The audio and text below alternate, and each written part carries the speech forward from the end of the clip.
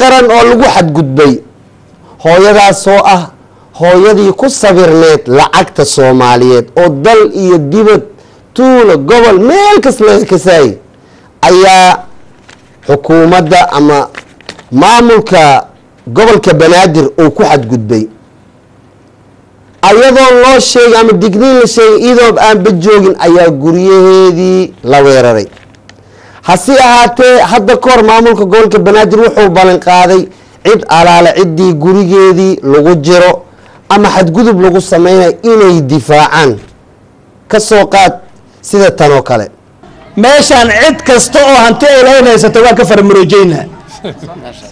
adiga aan British noqo ama Italian noqo ama Sacuudi noqo waxa rabto noqo anaga British Italian lixda ka isdeeyay busubeyga xamarna ana xukuumay British Italian ma xukumaan haddana wuxuu noo dhaliyay hooyo qaran oo mudnaan ku leh wadanka in xusuus ay tahay baldaab ay tahay ayuu haddana gobolka Banaadir wuxuu u geystay sida tan maxaa loogu xadgudbay dadka astaanta u ahaa qaranka Soomaaliya gaar ahaan maamadii ku sawirneed kunka shilinka Soomaaliga ijaaba sugula xanaf waa hooyo Soomaaliyeed isla markaana waa maama qaranka Soomaaliya si weyn taariikhdeedana looga yaqaano dalka Soomaaliya maamada ku sawiran kunka shilinka Soomaaliga waxa arki kara qof kasto Soomaali ah maamada kunka shilin ku sawiran iyo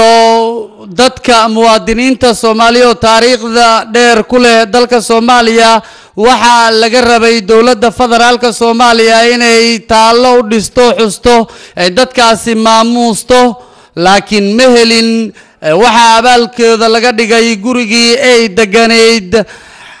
se noo sheegtay mara wareysanay ay soo degtay 60kii ayadoo 14 jir ah iminkana 85 sano ayay jirta in laga saaro gurigaas ayaa abaalmarinteeda laga dhigay maamo ijaabo sugulle xanaf gudoomiyaha gobolka Banaadir ahna duqa magaalada Muqdisho Mungab ayaa hore wuxuu u sheegay qof kasto Soomaali oo gurigiisa iyo xoolihiisa la haysto meel kasta ba joogay inay maadaan oo guriyoodii xoolahoodii hantidoodii lagu wareejin doono balse hadda arinta waa isbedeshay waxayna taagan tahay nin kasto gurigii oo lahaa in laga saaro sida maamadan qaran ee Soomaaliyeed ijaaba sugula xanaf mara wareysanay maamo ijaaba sugula xanaf ayaa waxay tiri كاسرائيل واكاس ووزارة ورفافنت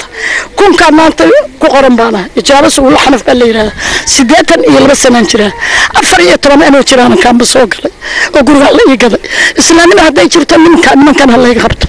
ما عيسى ما قال مقال كيس ما قال صلاة صباح وشقاء هذا دون حق هذا صلاة ظهر من كصباحة مركي لتكلك بعدي عن كصباحة قرنا على وسكا إلى النهاية أنت إلهي تقان والرسول كتقان أيها وكيل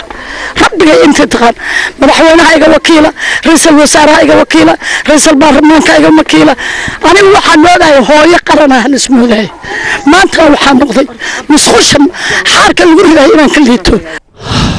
ijaaba sugula xanaf ayaa waxa daris la dad badan oo Soomaaliyeed ayagana dareenkooda waa sidee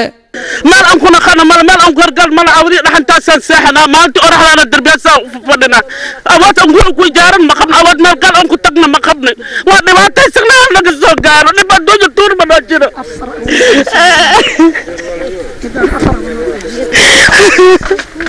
أنا كسر قال أنا ما تاني أنا كسر قال أنا ك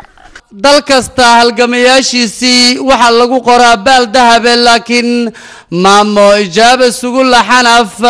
sida la yeelay markii aad aragto ama si loola dhaqmay maxaa dareemaysaa dadweynow haddii sidan ku soconno dadka Soomaaliyeed iyo dalka Soomaaliyeedba waxay qarka u saaran yihiin inay indha la'aan noqdaan habi fawqal habi Faarax Cali Weheliye faaliyaha qaranka Universal TV